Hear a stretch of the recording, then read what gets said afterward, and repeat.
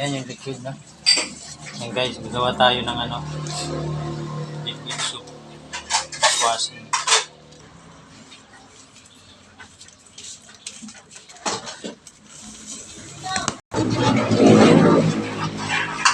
Halong-halo na yan, lalagyan na natin yung mga maliliit na Ito, lalagyan natin yan mga yan. Halong-halo na. Lagyan natin ng tubig. 17 liters yan guys. Talagang 295 lang yan guys. 17 liters nang magagawa. Labing isa. 17 liters guys.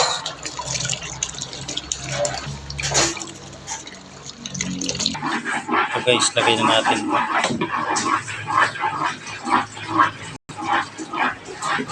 Saka ito.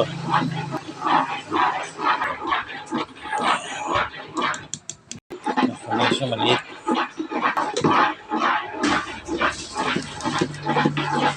Ito guys, ito yung pantanggal ng sebo.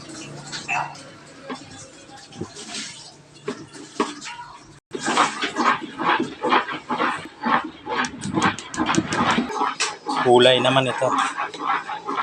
Ayan. Ito ay gum flavor. Ito naman guys yung bubble enhancer. Ito yan.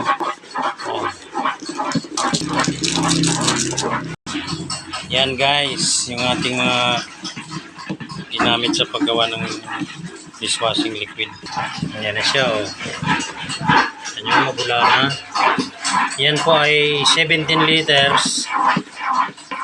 Tapos ang price niya is 295 lang. Ayan, haluin lang natin ang haluin yan hanggang sa mag-mix talaga ng maayos lahat. Tapos set aside natin. 24 hours po yan guys. Hanggang sa mawala na yung kanyang bula. Saka na natin siya ibabasa. Okay guys, maraming salamat.